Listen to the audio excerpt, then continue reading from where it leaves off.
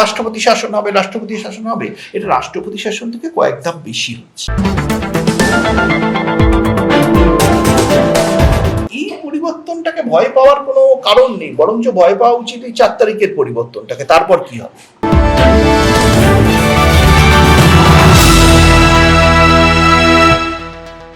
এবারে নির্বাচনে খোল নলছে বদলে এক স্বচ্ছ নির্বাচনের চেষ্টা করে যাচ্ছে নির্বাচন কমিশন। বিডিও ডিএম থেকে শুরু করে 173টা থানার ওসি পর্যন্ত বদল করা হয়েছে। তাদের বিরুদ্ধে অভিযোগ, এই সমস্ত শীর্ষ আধিকারিকেরা তৃণমূলের পক্ষপাতদুষ্ট। তবে অফিসার বদলি করলেই যে সুষ্ঠু ও পক্ষপাতদুষ্টহীন নির্বাচন হবে তার নিশ্চয়তা দিচ্ছে কি করে নির্বাচন কমিশন? এ বিষয়ে খোলামেলা বিশ্লেষণ করলেন রাজনৈতিক বিশ্লেষক নীলাদ্রি ব্যানার্জি।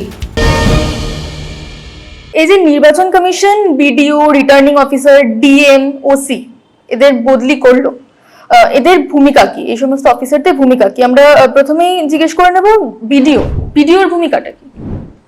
তখন ইলেকশন প্রক্রিয়া এদের একটা বড় ভূমিকা থাকে, আপনি জানেন।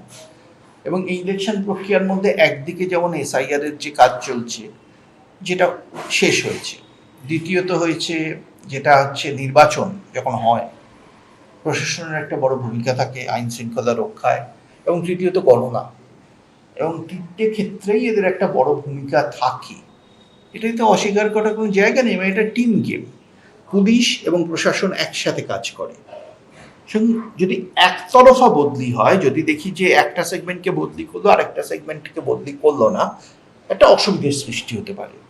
সেই জন্যই সম্ভবত নির্বাচন কমিশন অ্যাক্রস দি বোর্ড বদলির একটা সিদ্ধান্ত নিচ্ছে, সেটা ডিএম লেভেলে হোক কি বিডিও লেভেলে হোক, প্রতি লেভেলে। এবং একটি আপনি জানেন, একটা গাড়ির 4টে চাকা, একটা চাকা যদি দুর্বল হয় গাড়ি তো চলতে পারবে না।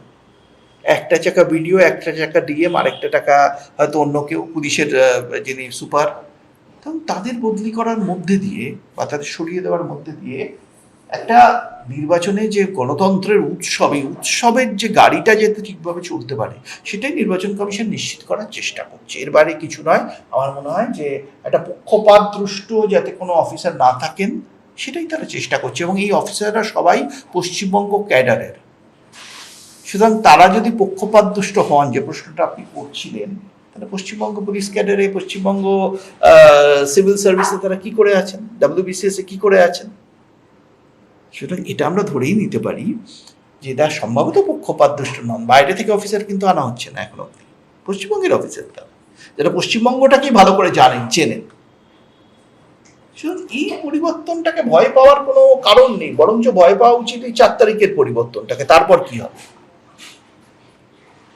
এই পক্ষপাতদুষ্ট বিডিওদের বদলি করার জন্য কি পর্যাপ্ত সংখ্যক বিডিও রয়েছে?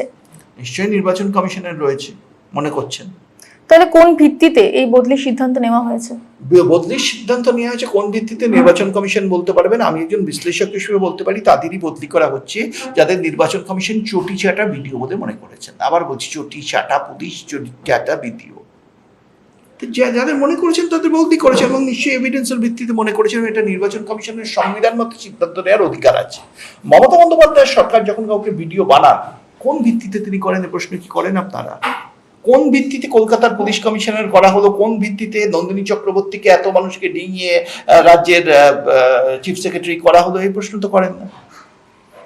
তাহলে এখানে কেন প্রশ্ন করছেন? এ তো অধিকার, সাংবিধানিক অধিকার। তারা যারাকে উপযুক্ত মনে করেছে তাকে তারা বিডিও করেছে। এবার ফলে না পরিচয়তে মানুষ ভোট দিতে পারে কিনা তাতেই বোঝা যায়। বিডিও শানু বক্সির বিরুদ্ধে কি অভিযোগ ছিল? বলতে পারবো না কি অভিযোগ ছিল, কি আর করেছেন। তৃণমূল কংগ্রেসকে হয়তো কোনো ক্ষেত্রে সাহায্য করেছেন, বা দুষ্কৃতীদের সাহায্য করেছেন, ভোট লুট যারা করে তাদের সাহায্য করেছেন, বলতে পারবো না। এখন এই দুষ্কৃতীদের লিস্ট নিয়ে আলোচনা করার আমার মনে কোনো মানে হয় না, কারণ পদক্ষেপটা অ্যাক্রস দি বোর্ড হয়েছে। এবং যদি কেউ মনে করে, ধরুন বিডিও শানু বক্সির আপনি কথা বলছেন, তাকে যদি বদলি করাটা ঠিক না হয়, আদালতের দ্বারস্থ হতে পারেন, উনি হতে পারেন, অন্য কেউ হতে পারেন, হতেই পারেন, সে রাস্তা তো খোলাই আছে। সুতরাং নির্বাচন কমিশন সিদ্ধান্ত নিয়েছেন, তাদের দায়িত্ব সুষ্ঠুভাবে নির্বাচন করা। তার জন্য যা সিদ্ধান্ত নেওয়ার সেটাকে আমি স্বাগত জানাবো। নির্বাচন প্রক্রিয়ায় ডিএম এর ভূমিকা কি, যার কারণে 17 জনের বেশি ডিএম বদলি করা হলো? সবচেয়ে গুরুত্বপূর্ণ ডিস্ট্রিক্ট ম্যাজিস্ট্রেটের ওপরই কিন্তু একটা ডিস্ট্রিক্টে যে নির্বাচন সেটা সুষ্ঠুভাবে হচ্ছে না পার্টিকুলারলি যে বাইরের যে ফোর্সগুলো আসে সেন্ট্রাল ফোর্স, এই সেন্ট্রাল ফোর্সকে ব্যবহার করাটা অনেকটা ডিএম এর উপর নির্ভর করে। সেন্ট্রাল ফোর্সকে ঠিকভাবে ব্যবহার করা হচ্ছে না বলে এই যে কিছু ক্ষেত্রে আক্রান্ত হচ্ছে না, আমি যে দেখলাম ট্রেনিং এর সময় কিছু ভিডিও মমতা বন্দ্যোপাধ্যায়ের প্রচারমূলক ভিডিও চালার প্রতিবাদ জানানো, সেখানে সেন্ট্রাল ফোর্স কি করছিল? ডিএমের একটা বড় ভূমিকা থাকে, কারণ তাদের নির্দেশে সেন্ট্রাল ফোর্সকে তো ব্যবহার করতে হবে। যদি প্রশাসনের মাথায় যারা বসে থাকেন তারা কেন্দ্রীয় বাহিনীটাকে ব্যবহার না করেন, অতীতেও দেখেছি কেন্দ্রীয় বাহিনী এসছে, ফল হয়, কারণ প্রশাসনের মাথাগুলো চটিচাটা।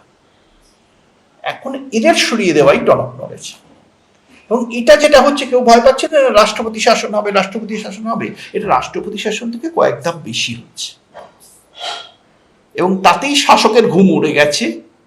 তারা মনে করছে এর থেকে তো রাষ্ট্রপতি শাসনই বোধহয় ভালো ছিল।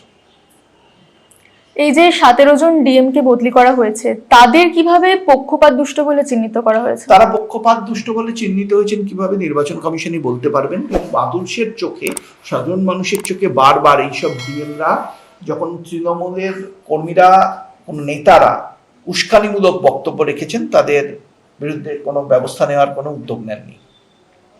ডিএমরা, বিভিন্ন নেতা বিভিন্ন ক্ষেত্রে উস্কানিমূলক বক্তব্য রেখেছেন, রাজনৈতিক হিংসার প্ররোচনা দিয়েছেন, তাদের বিরুদ্ধে কোনো ব্যবস্থা নেননি ডিএমরা। এটাই তো মানে কোনো ব্যবস্থা না নেওয়াটাও একটা পক্ষপাত। এই উস্কানিমূলক বক্তব্য যদি ডিএমরা সহ্য না করতেন, বাংলায় এত হিংসা হতো না।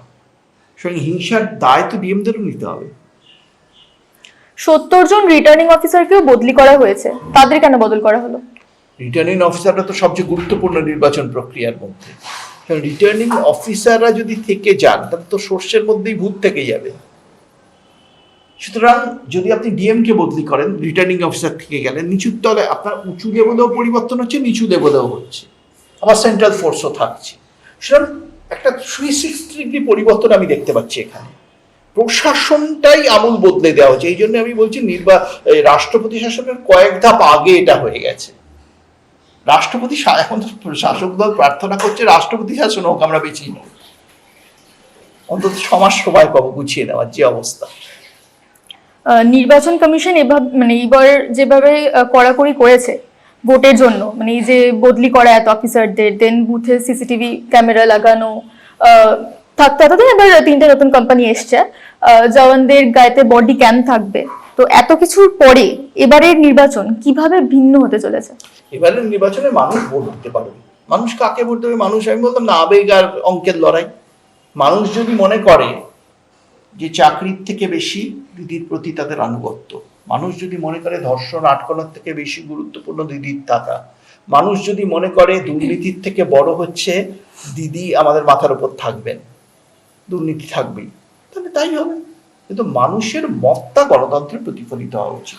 এবারের নির্বাচনে দীর্ঘদিন বাদে 1977 সালের পর এবং 2011 সালের পর আবার এবারের নির্বাচনে সম্ভবত মানুষ স্বাধীনভাবে ভোট দিতে পারবেন, যেটা 2011তেও হয়েছে। তখনও কেন্দ্রীয় সরকার ব্যবস্থা নিয়েছিল, কিন্তু যদি দেখেন